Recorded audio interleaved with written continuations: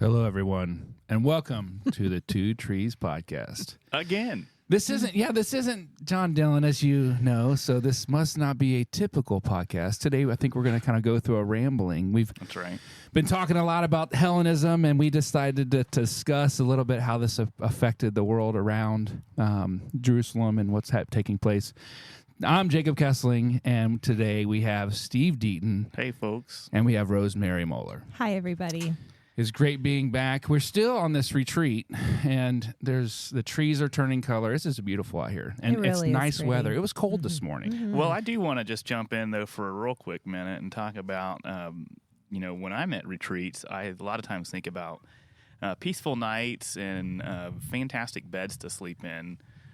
Our bed had hints. It had hints of being a good mattress. Had promises. It was deceiving. Oh, did you not get a good night's sleep, No, Steve? not at all. Is it one of those? Is it a foam mattress? Like, is it one of those firm foam mattresses? I think like the first quarter inch is foam, and then it's just plywood. Brick.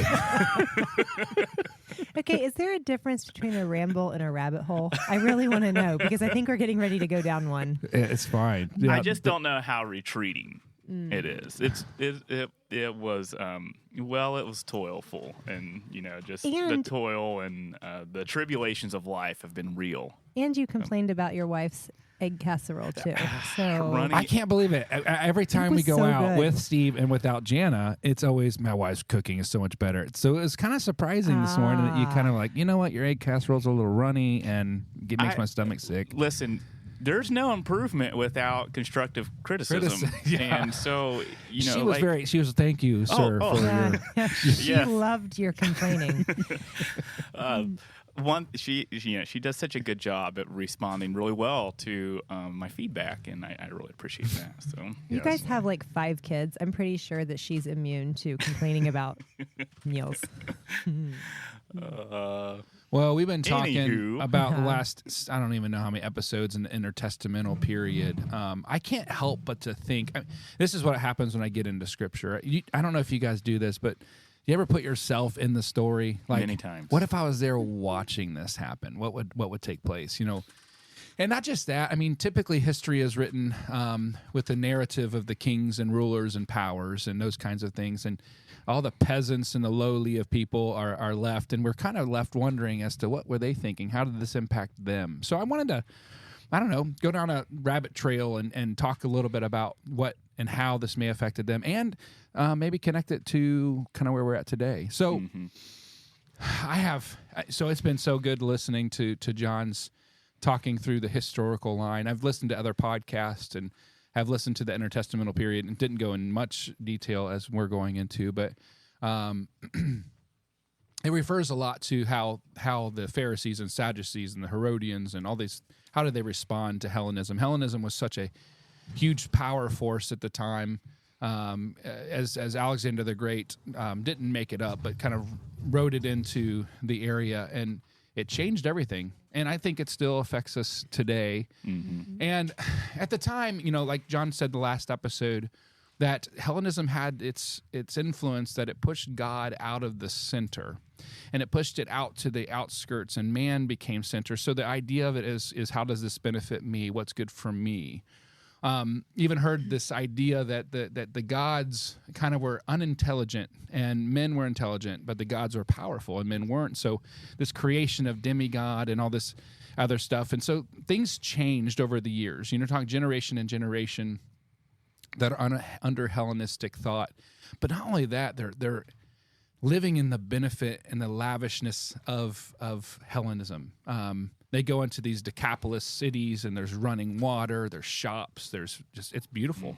Flush Not only that, toilets. there's education. Yeah. They have mattresses. they have good mattresses. Fully cooked egg casserole. And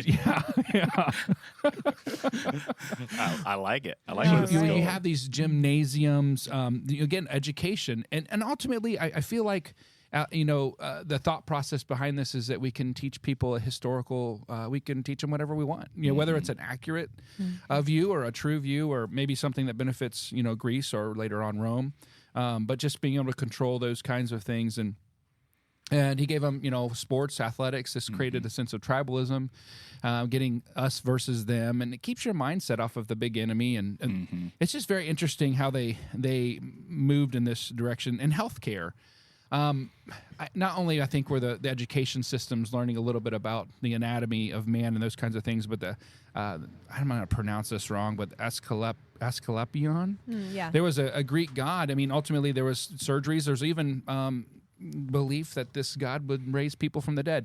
Can't help to think about Jesus later on and how, he's, I don't want to use the words, he's a better Hellenism, but the reality of it is he brought healing to the sick. I mean, he was everything in true sense of what Hellenism was promising and not bringing any fulfillment.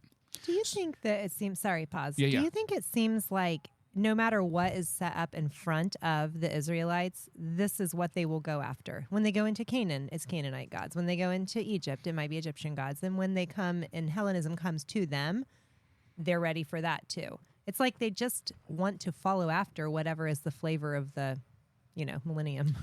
Well, I grew up thinking that these gods were like statues that people carve. And, as we've gone down this journey with this podcast and learning through Michael Heiser and others, just realizing these are real gods that have real power. And so there's always going to be a fight. And you can imagine God is the God of gods. He's the King of kings. And so to get the first place trophy or crown is to try to rule God's people. I mean, that would be the big win. So certainly you're going to try to do it however you can. And God, of course, wins his people back, whether it's through wars or releasing them from captivity or whatever the case is, and just say, hey, let's reestablish things. But how do you bring people back from an idea? Hellenism was more of an idea and a concept than it was a religion. So the beautiful part about this is when Jesus introduces a kingdom, right? I mean, even the word evangelion was a word that was used by Hellenism. I mean, it was Hellenism's here, or Greece is here, or Rome is here. The they good would share, news. they would share the good The news. gospel. And so the implications of this is Jesus was preaching a kingdom message. This is this is the true kingdom. This is the better kingdom. This what Hellenism promised you, the kingdom will actually give you, if we learn. But it's not about power and control. It's about servanthood. Like it was the same kingdom but flipped upside down. This is kind of how I'm seeing things. And so when Jesus shows up, I mean, he is also talking about a kingdom. For me, it kind of blows my mind away. But I was thinking about how during all this mess of things that's happening with the Maccabees and the wars that are taking place and the Essenes coming in and out, the high priests are corrupt, they're taking money, the chief priests are taking money, Levites are left stranded. I mean, it's even to the point where the scriptures talk about the righteous priest. I mean, they have to kind of differentiate the few priests that actually are devoted to God and not to their own agendas or to Hellenism. Like Zechariah, you see that in him. But how this affects the people that are just coming to worship God or coming to bring sacrifices or coming to these holidays. Do you think, like, after a while of hearing about this corruption and all this stuff that's happening in the temple, around the temple, I mean, we talked about the last episode about Alexander, not pouring water. He poured water or something on his feet versus on the altar. The Pharisees, and there's 6,000 people killed. Like, you imagine this information getting out to the outskirts, people that are kind of away. Like man on the street every day. Or even person. people living outside that make the travel to Jerusalem. Like, do you imagine they're kind of like, I'm not going to go. Take a hard pass. I'm not going on, next year. Yeah. Have you ever thought about that? Like, how the corruption and what's taking place, because ultimately we all read the history of it and it's like, this is a fight for power. Do you think that they understood that? Like, this is messy. Like, why is it that everyone's fighting? They're murdering, they're conniving, they're backbiting, people are purchasing the high priest. I mean, what's happening here? Like, do I even want to be part? I'm going to love God, but remember, we're in Hellenism too, where God's pushed out of the center. Can you imagine, like, I just started thinking about how if I lived on the outskirts, I'm like, I'm not making the trip. I love God, but I'm just not making the trip. There's just too much corruption. Especially if your life's at stake or whatever. Or I think that it's easy for people to sense abusive power when you're being abused like that, And so if the common person is feeling taken advantage of, your tithes or your offerings, you see, are going to a corrupt system. Yeah. There's not a lot of motivation to give to that. and to participate in that. But don't you think it's weird? Like Jesus, he I remember the story where the woman gives she only has a little bit, she gives it all, and then these Yeah. Pharisees bring lots of money. He doesn't say, don't bring that money to the temple. Right. There's people are stealing these. Yeah. He Yeah, doesn't I say know. that. I know. There's still a message of generosity, regardless of what the people receiving it are doing. But how does that affect us, especially if Hellenism is pushing God out of the center? I'm not saying everyone was pushing God out of the center, but there was definitely a push for that. I mean, we're affected by it today. This is about what's in it for me. That's why we go to church and we complain about how loud the music is, because this is about what's comfortable for me. This isn't for God. I mean, I'm saying it out loud sarcastically because that's just how I roll. But how do you think that affected them? Like, or do you think it did at all? This is kind of my thought process as we're going through this historical line. Are you saying that everything that was taking place was becoming more of like a buffer between them and God? Like that you said, backing up, you said, I love God, but I'm just not making that trip. Would they love God with their heart if they saw that what would have been his kingdom here on earth at the time as that they were setting up being so corrupt? It's like, it feels like they would want nothing to do with God if this is what came out of it. Like hypocrisy doesn't even begin to describe what was happening, you know? Yeah. And so it would drive them away from God, not just away from the ritual. It's not. See, if God set up these practices, these holidays and stuff that they were to do, but the people that are facilitating them are the corrupt ones. Like, does that drive away this idea of like, I just don't want to be around the individuals who are benefiting from this, and this is supposed to be about God. So, are you concerned about the nation as a whole, the people who are not in a ruling class? Right. Like I'm talking about the lowly, the farmers, the people that are out there, the people that are living in surrounding areas around there that are hearing what's happening in Jerusalem. You know, there's a couple temples now. That's kind of weird. There's just, I mean, after a while, it's kind of like, man, is this really about God anymore? I mean, is this about power and control? I mean, what is going on? And it's not that I don't want to continue to do the things God wants me to do. I just don't want to be around those people, and they happen to be in the way. And so maybe there's another way, or I'm not going to go. Don't you think that's what makes when Jesus kind of comes onto the scene? Don't you think that's what makes him really attractive to the average person? Is because he's I don't know if I'm going to say empowering the average person or cutting out the middleman. Well, he's valuing. I think he's talking in a way that is like, I see who you are, and you are a valuable soul, and like this what I want to say, not the system, but God is for you, and you are not for the system.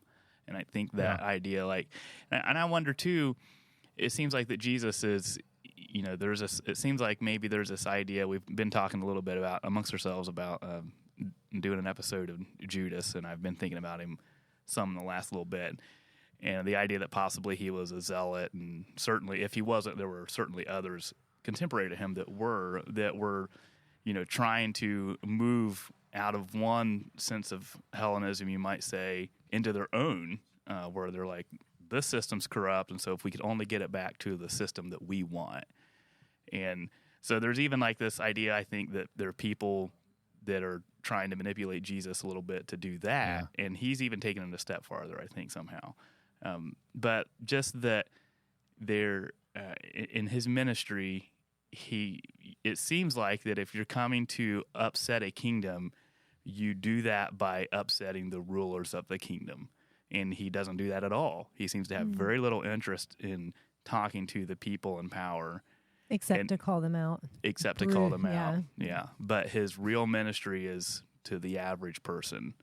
And I don't know, that seems like it would just be really life-giving if I was in that culture at that time. I just keep imagining, Jesus, of course, goes out into the surrounding areas around Jerusalem. Can you imagine him doing this, the woe to you, scribes and Pharisees, you hypocrites, and how many people have been thinking this, and here he is saying it out loud to their face. And how aggravated them. Of course, you travel over land and sea to make a single convert, and when you find one, you make him twice the son of hell as you are. Yeah. Like, Yeah. Okay, how does that? can you imagine? You talk about conflict, everybody's like puckering up in the crowd, like they've thought it, but he Yeah. just said it. Like, Yeah. what is going on? Like it's, but there's this sense of like, there's been an abuse of power. They've not been representing the God of gods and how He wants to rule and reign, and it's an ongoing theme throughout the scriptures of people not. We're supposed to represent God and not representing Him well. And so I was thinking through a little bit about how they would have responded. And most of my process in that was talking a little bit about, seeing so many Christians walking away from the church today because of inappropriate leadership and mishaps and sin and corruption and stuff that's happening within the church world. So, I don't want to necessarily just take it to that space at this point in time, but I'd love to build a bridge on because my wife and I were talking a lot about like a lot of Christians just aren't going to church anymore. I don't know if we should blame the church. Certainly, God set a system up for the people to come, to remember Him, to celebrate, to give, to give their offerings and tithes, to celebrate their first fruits and all the things that He asked them to do, and it's been. Especially if they're coming with a thankful heart, what a shame that they're coming to a system that's corrupt, but they're still coming to an awesome God. So as you're talking, it seems to me that it becomes more clear now that if you are I'm just going to keep calling him an everyday person. I can't. I'm not. That's what I'm nailing thinking it, about but right now. And you want to serve God. I am an everyday person. Yeah. So you're relating to this in a heavy way.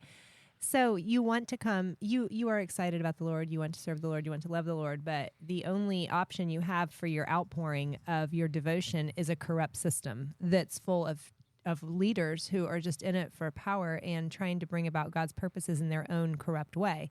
So who is going to want to give to something like that? Yeah. How are you going to reach out to other people when the only method that you have, like you're under a government control, you're under a corrupt high priest, you've got a king / whoever happens to be in power at the time, is your only option for that. That would be a discouragement.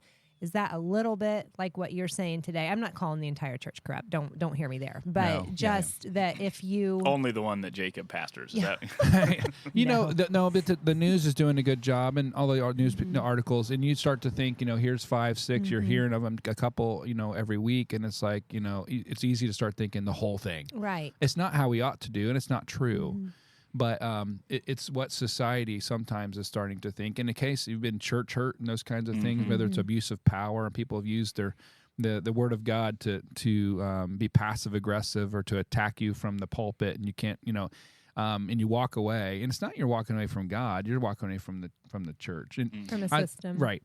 And I just wondered how many people. And I wish there was books on this, or there was tallies of how many people showed up for the day of Pentecost or First Fruits or whatever, and like there was fewer and fewer every year. If you start seeing that, is there a connection between the corruption that was happening on the inside and the things that were taking place? Not just kings and rulers and Maccabees and those type of things, but here's people working in the temple, the priests. And the people's hearts were discouraged and sickened within them because of the things that they had to endure. And they, if they knew their Lord, the God of I'm going to say the Old Testament, because they didn't know they were going to be living in a New Testament time, then they would have wanted to be able to find a way to relate to Him. But if you have to go somewhere that's even just physically dangerous, like you said, crucifying and killing people left and right, then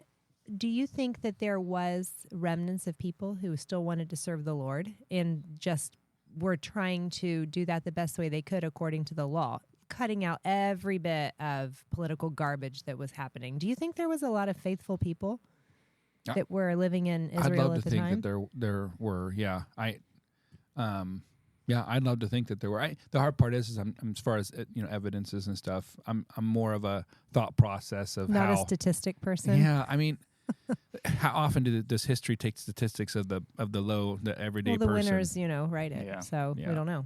That's the difficult part. I just know what's happening today. I've a little bit of church history, not to pick on any church, but when corruption takes place within leadership, it just really taints. And even a system that relies fully upon the church. I mean, if I'm going to go to church and I believe my salvation is from the church, and I believe that, if I'm not, I need to be baptized to be saved. The person who gets me baptized, and I believe I need to go and do some different, things that are required for me to be saved, then I'm relying upon the church. But when that church gets corrupt, it's difficult, right? And you find rebellions taking place, or you find people stop showing up, Or you look at the seriousness of things, like here's God who loves me and is perfect, and here's the people that are supposed to represent him that are just corrupt. They're taking money. They're seem to be extremely immoral. I mean, there's those kinds of things that are taking place, and they're supposed to represent God. So I was thinking about how, like today, how that how that kind of affects us today. Have you guys kind of noticed people kind of falling off the church altogether, and for any particular reason? Well, I think does it have I've to be a noticed church that hurt? in myself. Yeah. Just that it is seemed, and we still attend, The 9 best out of church 10 ever. 9 out of 10 Sundays, probably. Yeah. Would you feel like it? Can we go? It's still in Hellenism here. This is not about God. This is about me. I just want to sleep in today. It is about me because I probably had to get up early and play guitar or something, So Yeah, that's true. I gotta be there. Yeah, and you put on your sweet shoes that Yeah, match your that's guitar. exactly Yeah, No. it's crazy. If we had lights and fog, you'd be there every Oh, single my Sunday. goodness. Yeah. LED wall. Oh my goodness! Yeah, Couldn't bring it. if we only could. I know. This And just Saturday think- night, I'd be there practicing. in But- front Speaking of that. the system. But think about it's not about just think about the souls that would get saved if they had an LED screen to look at. Oh gosh, yep. You know what I can see mean? it now. Yeah, You That's know a what I good. mean? You know what? We ought to have you up front doing a A little extra promo, offering. a Yeah. little promo, and maybe we could bring just a small version to just kind of a little taste, little you taste. know? Yeah. Like a TV screen. Yeah. Well, just a couple panels, that we could Okay. put together. Anyway, Have a dove fly up. I'm not Gosh. coming to that service. worth a little. So can I bring this back to the discussion at hand? Sure. Or okay. Bring us back. So as we've been talking, I've been thinking how you keep talking about today. Do we see this today? Yeah. And we're talking about the intertestamental period where this was happening, and we've covered it really thoroughly in like the last 6 weeks. What about from the birth of the church at Pentecost until today? Is there a slow fall, a 2,000-year fade of commitment to the Lord and to his ways, and instead some other religion or regimen that has been set up instead that we now worship instead of him, kind of like they were doing in the intertestamental period? Where's that? This has been an ebb and flow, I think, probably as long as humans have existed, really. I mean, I think this probably maybe even goes back before Hellenism, just the ebb and flow of Commitment to God. yeah, and just structure, just institutions of power, and like it just always seems to me like what your mom and dad find really life-giving, the children seem to have to reform from, or to, like there's some level of everyone has to have their own, going to borrow a phrase that was used a lot when I was growing up, you can't get to heaven on your dad's coattail, sort of a thing. And so there's always this reforming from what your mom and dad experienced, and what was life-giving to a generation becomes rules and regulations and spiritual bondage to another generation, for lack of better words. And so I think that I don't know that it's been a slow burn to where we are from Pentecost to here, other than, I mean, you can look and, Martin Luther is a good example of a movement that reformed from the church at large, if you will. And so there's many times in church history where we've had these institutions that seem to take advantage, and then somebody comes and has a revelation and moves. I feel like I'm getting a lot of wind noise. I apologize for the wind noise. Like the beautiful wind that's We're flowing over outside. the hills here. In the yes. microphones. It's unfortunate there's not like birds chirping or something, so you could get a little bit of that. It seems as though that there's been just, again, and this is the cycles of sin, and there's a surrender to God and his power and his might and who he is. And then ultimately what takes place, I think this is parallel with the evil and the spiritual realm. I mean, both of these things are happening, that there's a rise of wanting to manipulate and have power and have control, and then we use God or use his name to wield it. And so there's a submission to God and all he is, and then when that happens and corruption takes place, the individuals decide to use God and to use that and manipulate to get people to do what they want to do their bidding. So it is difficult. And as I watch today, there are lots of people that are, as I said, they're hurt, they're confused, and they don't know the Bible real well. Some don't, and they're watching the church or leaders in the church, and I think they're putting leadership in a place it ought not be for the first thing. And then what takes place is when that happens, we end up making decisions about God or church because of a person, because they shouldn't be on a pedestal anyway. But that's kind of what happens. But people have been hurt and they've left, they've walked away. Some of them really do love Jesus. They just don't want anything to do with what they're saying is church. I'm thinking as we've been talking, just in one of the Gospels and probably a couple, and I'm not going to get a reference, but Jesus talks about rendering to Caesar what is Caesar's. And I think that applies a little bit even to just basically, I think what he's saying is when you're in a place where there's power above you, you respect the power to a certain degree. And I wonder, just wondering how that fits into if you find yourself in a religious institution that is perhaps, being malicious towards you or whatever. How does that fit in? Like, what are we supposed to just suck it up and just deal with? Well, this is where God's put me, and so I've just got to deal with bad leadership and poor leaders. And I think that the confusion comes when, just like Hellenism or Rome or Greece coming in, sometimes they realize this is corrupt, but I'm benefiting from it. Like, I kind of like all the nice things that I'm getting. I like the running water. I like the shops. I like the pretty things. I like the education. I like the competitions that yeah, it's a little and we tend to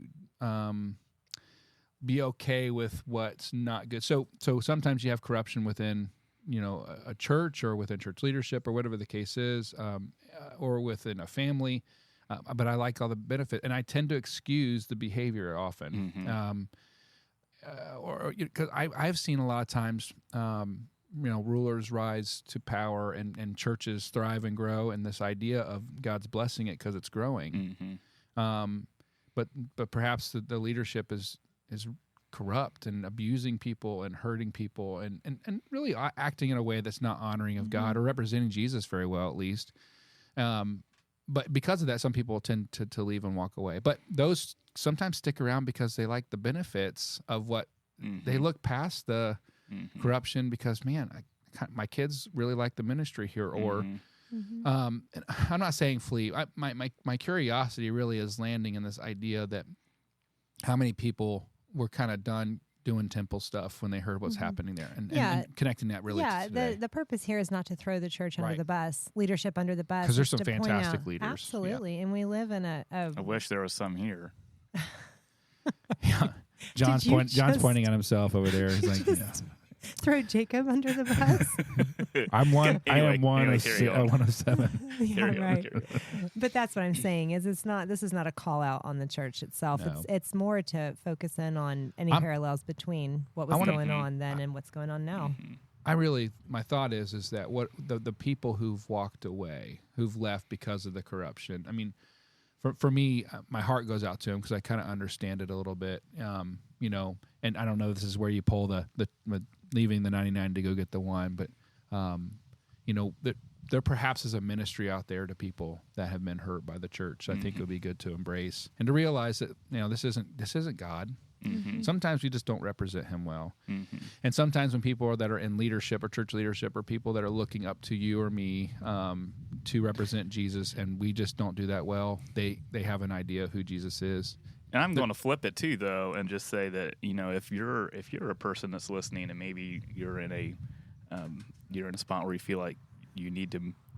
Sometimes God calls us to just move on to a different place, and that's fine. But I think a lot of times, though, just in my own experience, I've had to back up and just ask myself to consider what are the motives that are driving my hurt, and a lot of times they are a little selfish, and so it's like my needs or my perspective wasn't getting met, or I anticipated X and Y happened, and a lot of times I think church hurt doesn't come from bad people. It just comes from maybe a misalignment of ideas or of what my expectation, the place where we were at, maybe just had a different expectation. So I don't, just because just because there was a bad experience and you had something, you have some bad taste in your mouth from a leader, doesn't automatically mean a leader is bad. Right.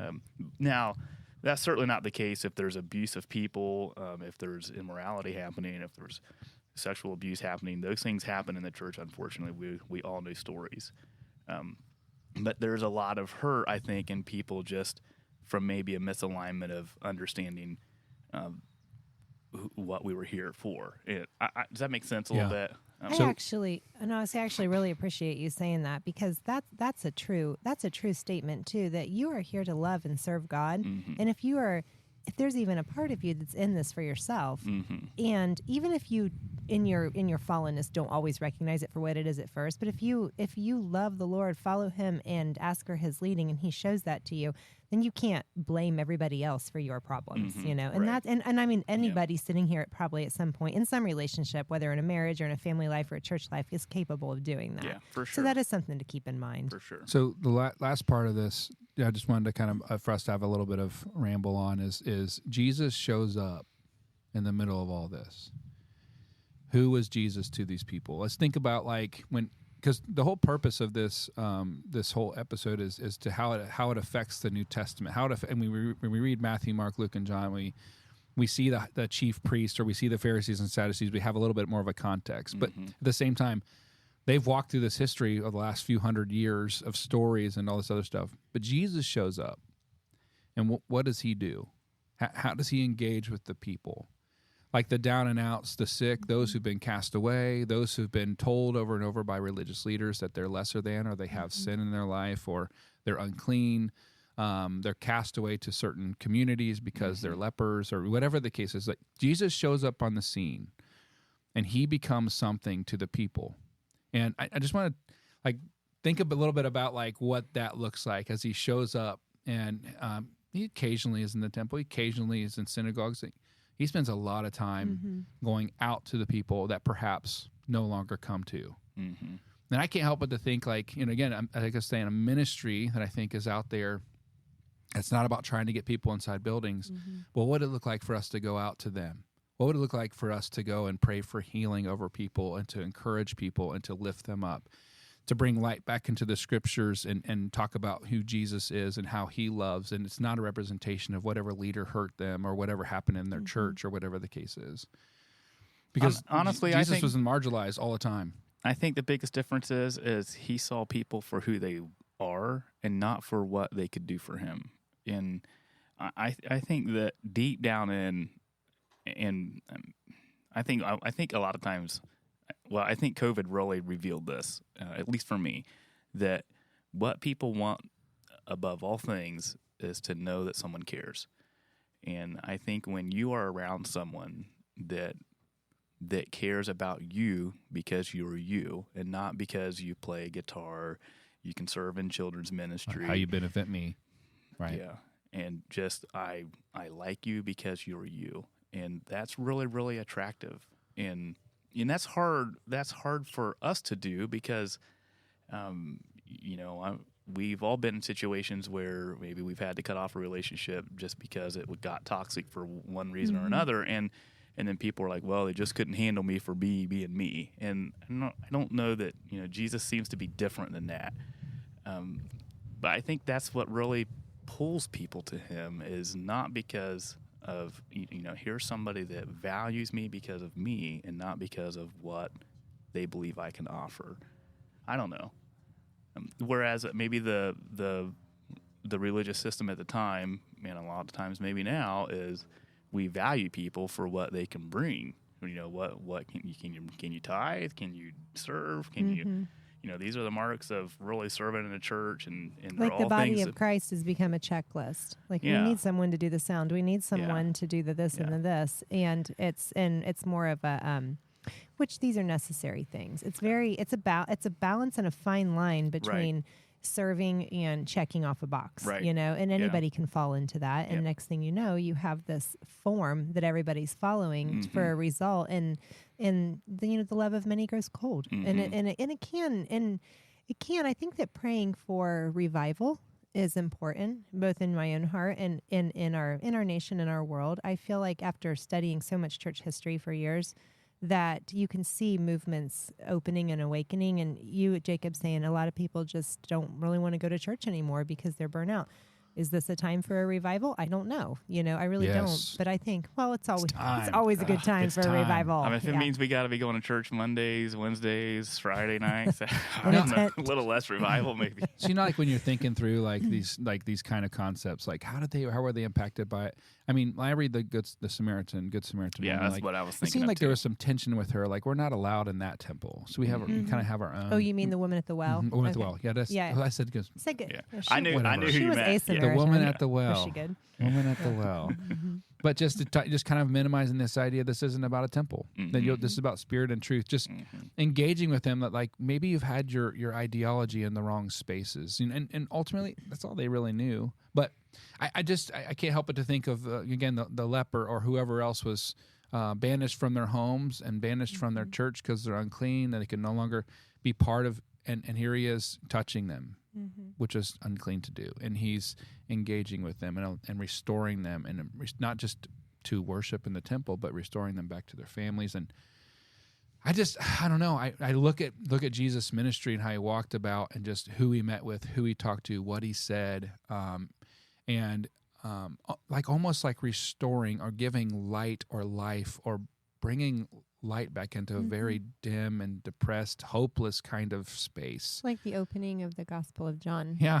The light Yeah. shines in the darkness, and the Right. darkness cannot Cannot overcome it. Yep. I love that. It's one of my favorite chapters. I wonder how great of a ministry we can have if we step out the walls of our church and we begin to be the light and to breathe life to those who don't know Christ, and perhaps those who've walked away because of just bad experiences, hurt, whatever the case is. Do you have any practical applications on how would one just get started doing Anything that? but that.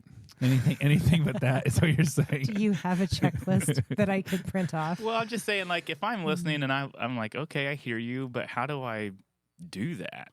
What do you start? Where do you start? I know. Well, those who are extreme or like checklists and stuff, Yeah. it's like No, I I want hate a to-do checklists. list. That does not surprise me, Steve. Absolutely hate them. I unfortunately think of everything relationally. So for me, I think a very simple beginning is, God, who are you going to put in my space today that I can encourage and love on? Because what you'll find, there's people like this all around us all the time, and we don't see them or talk to them. We're busy. We're always busy. We're trying to get things done, and I don't have time for comfort. But if you pray for it, you'll be far more likely to see it and to notice it, and God will prompt you when it's that time, and you can have a space to be like Jesus to them in that moment.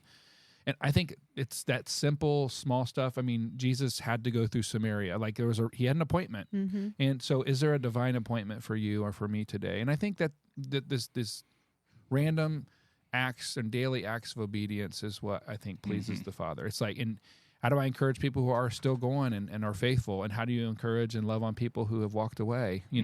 Not making an excuse for the church, but saying, you know what, God is good, regardless of what people have done to you, regardless of what churches are doing. I just read a post. It was so fun. I read a post on Facebook today. So it must be in like my friend circle or whatever. And they're like, I showed up to this church that had very few people in it, but they had lights and fog and all the bells and whistles and stuff. And she's like, what is happening to church? I was like, and again, she had walked away from the church and not been back to church in a long time. She decides to show up, and she's like, it seems as though, where were they at when I was, my house was a mess, when my husband was leaving me, where was that? And I'm not giving any excuses, but here she's showing back up, and it's like, well, they seem to be caring more about, the stage than they care about, the people that are in here. And I'm not, that perhaps is her personal experience. That's probably not happening in a lot of churches around here, but there are individuals who are like her, who've just gone through, and Satan has done everything he can for her not to realize that what God has called her and created her for. That's the whole point. And we as brothers and sisters in Christ see that they are children of God. They're brothers, they're sisters, and I want you to become, and I want you to step into what God has for you. And how do you start breathing life into them? Instead, what we do sometimes is we think about Sunday morning. And, I have an hour and a half to come and say hi to a few people, shake some hands, catch up with the people I hadn't seen since last Sunday, hear 3 songs, hear a message. Yeah. I just wonder what would happen if we just started praying and we took Jesus outside of the building and how that might do some really amazing things in ministry like Jesus did. I think too that sorry, Steve. Nope. I just think, too, deep breath. This might be Sigh. I feel like this might come across some of what we're saying is like idealistic, because this would be something that we can do and everybody gets warm fuzzies because, we have the divine appointment and, stuff. It doesn't mean it's not truth. So to take it even a step further, I think that something that is helpful for me in my walk right now is to kind of try to scrub out the walls of church itself. And then it opens up that it's people, and so 100%. It is, and because of that, like this morning, we go to different churches, and we're all meeting here and we're talking about Jesus. Frankly, we're churching right now, and so I'm not saying we have to redefine church, but maybe a little, So because then when you are serving like a sister-in-law who is struggling because there's a lot of stuff going on and you walk over and give her a hand for an afternoon, you're not checking your box of helping somebody. You have ministered to a sister in Christ, and that is what church is. And so on and so forth. If Jacob needs the weeds pulled in his flower bed, I don't know. And Steve goes over and does that for him. I did mulch one time. You did. Yeah. That's what I'm saying is maybe we should just focus on serving out of love and quit worrying. It was not out of love. I'm so curious. It's an obligation.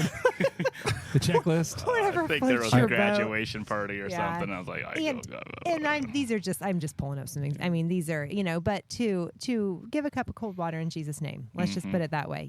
To whoever is in need is being the church. And I know someone's got to flip the lights. I get that. Or light the fog machine. Like, how do you run a fog machine? You just keep it running. You just keep dumping haze. Yeah. Let it fill the room. Coming from someone who's been involved the last 10 plus years in Fog church machines. production and wind machines, I guess. I I feel know. like this is going to be Take your sock off and throw it over that mic. One of the things that have really helped me is to realize that nobody's getting saved because of the songs I'm singing. And, we're not that great of a band. And nobody's coming to hear us, not like basically just reaffirming to myself that what we're doing really isn't that important, that people are coming to your places because they know somebody, they were invited by a friend, they come because they feel connected. People come to church because of relationships. And so that's what we need to push into. And if what we're doing isn't fostering deeper relationships with people, then we need to consider, why are we doing what we're doing? And I love to play music. I love to sing. I feel like that's a little bit of my calling in the church, and so I'll continue to do that. But that I need to also understand, where its value is, and it sometimes isn't as high as what I think it is. And that, kids ministries are great, and I think they're important, but people want to be known. And so those are the things that we can involve ourselves in and try to be better at. One of the things I've tried to do is not to. I'm a very judgy person. If you know me well, you know that's to be true. And You're even saying judgy, not observant. I'm observant. That's what you're saying. The word. Okay, I appreciate that. He's being vulnerable. being open. And so one of the things that I've tried to do as I've gotten a little bit older is that I don't need to judge every situation the first time I meet somebody, and that I can just hear their story and hear where they're at. And maybe if a relationship develops, you begin to be able to read into a situation or whatever, but everyone doesn't need to be put in a box the first 10 minutes after you meet them. And so that's something I've had to work on, just meeting someone on the street and being able to give a cup of cold water in Jesus' name is to not be, well, I don't want to give him money because he's going to do this with it or whatever. Just do what's in front of you. I don't know. What do you guys think that I know we didn't really talk about Hellenism a whole lot, No, but we haven't, I'm but- convinced. I'm convinced that we Oh, still are in Jacob a is- Hellenistic kind of state. Oh, totally. 100% Yeah. distracted totally. and those kinds of things. I don't want to go into it. We could, I actually want to hear just a tiny bit what you're thinking there. well, We're in again, a Hellenistic state. right? If Hellenism brought Alexander the Great was a great leader, not just a military strategic person that was able to conquer, but how to keep.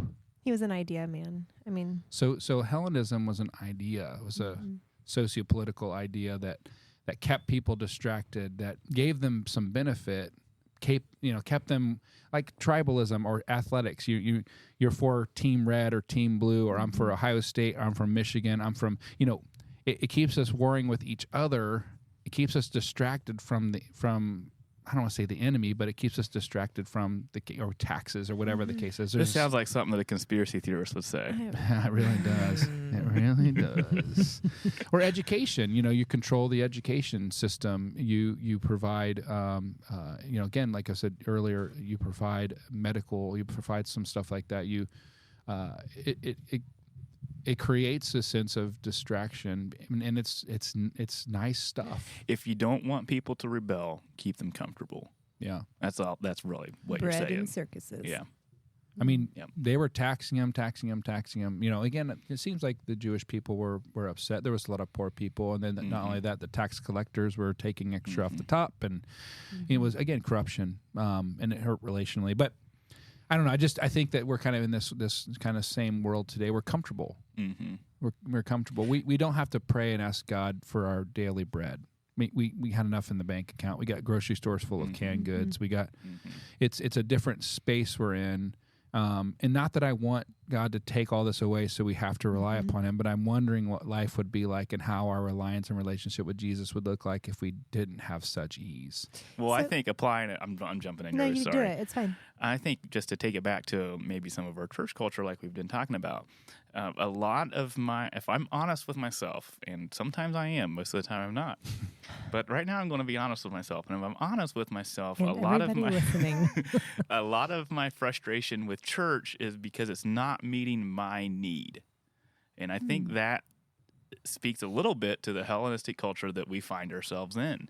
And I'm less concerned. I mean, we're in our 4-year voting cycle here in the U.S., and so we vote every year, but every 4 years we vote on the president. It always seems like a little bigger deal, whatever. And A little bigger deal, whatever. It's a big deal.